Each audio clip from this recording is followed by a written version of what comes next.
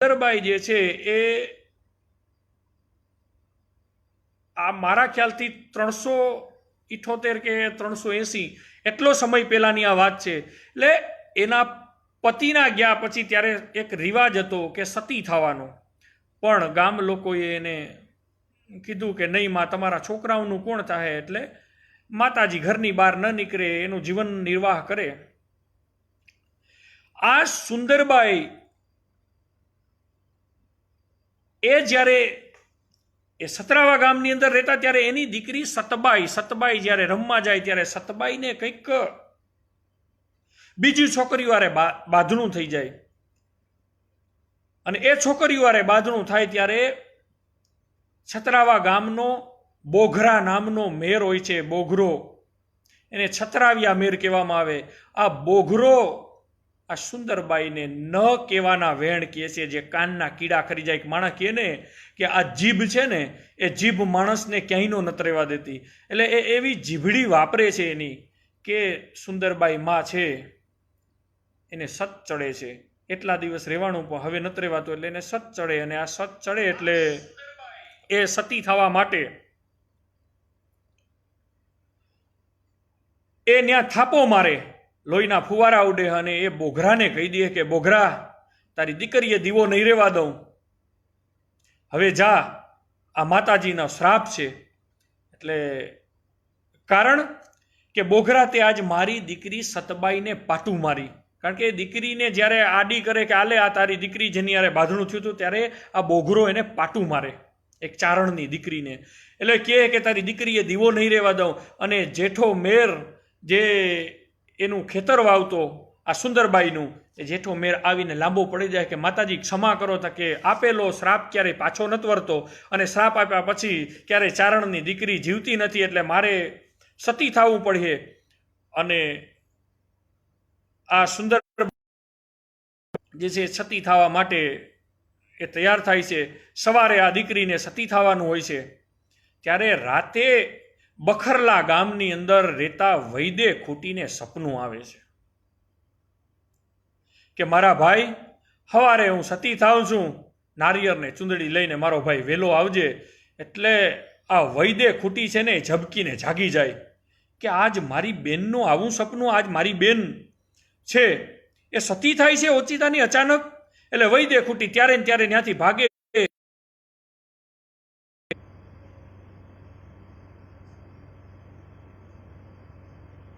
એટલે આ વૈદે ખૂટીને સપનું આવે કે ભાઈ, હું તારી બેન સુંદરબાઈ, હું સવારે સતી થાઉં છું. એટલે એ તરત જ ત્યાંથી એ નારિયેળ અને ચૂંદડી લઈને ભાગે છે. સવારે જ્યાં દી ઉગતે આવે તો સતરાવા ગામની પાદર આ સુંદરબાઈ માં ચિતા ઉપર બેસી ગયા હોય છે.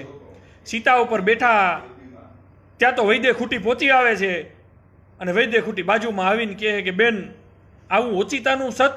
તો કે નહીં ભાઈ, હવે મારે સત લેવું પડે મારો વીરો, હવે તું મને ચૂંદડી અને નારિયેળ આપી દે, ઘી રેણાનું. અને માને ચિતામાં આગ લગાડી અને કીધું કે ભાઈ હવે તું છેટો વયો જા. એટલે એનો ભાઈ વૈદે ખૂટી છેટો વયો જાય છે. અને એની દીકરી સતબાઈ હોય, એને એવો વિચાર આવે કે જે માના ખોરામાં આજ દી સુધી મેં માથું ઉરાવ્યું, જે માએ જેને વાલાપ કર્યા, એ માં આજ ચિતા ઉપર ચડી ગઈ. એટલે આ દીકરી પર દોડીને એના ખોરામાં બેસી જાય, અને આ દીકરી ખોરામાં બેસે એટલે માં અને દીકરી બેય સતી થઈ જાય ત્યાં સતરાવાના પાદરમાં. અને સતરાવાના પાદરમાં આ બે માં દીકરી સતી થાય, અને જે આ શ્રાપ આપે, એ શ્રાપ આપ્યા પછી એનું જે સત છે એ દેખાય છે. આ બોઘરો મેર એના છોકરા હારે ક્યાંક થોર કાપવા જાય, અને થોર કાપતા કાપતા એના છોકરાને લાગી જાય, ત્યારે હામાં એ ધીઘાણું થાય, અને ન્યા છતરાવ્યા મેર બધા કપાઈ મરે છે. અને એ પછી આ વૈદે ખૂટી જે છે એ છતરાવા ગામને તોરણ બાંધે છે. કારણ કે આ સુંદરબાઈએ એને કીધું હોય છે કે ભાઈ તું તોરણ બાંધજે આ ગામનું. એટલે એને તોરણ બાંધે છે. અને આ વૈદે ખૂટીને બે દીકરા હોય છે, એક વાઘો અને એક ભોજો. વાઘાના દીકરા એ વાઘાણી, અને ભોજાના દીકરા ભોજાણી. આ બે દીકરાઓનું કુટુંબ આજે સતરાવાની અંદર છે, ભોજાણી અને વાઘાણી. અને એનો આજ ફેલો ફૂલો પરિવાર છે સતરાવા ગામની અંદર, આ ખૂંટી પરિવાર. કારણ કે બખરલા ગામની પણ એક સુરવીરતા અને વિશેષતા છે.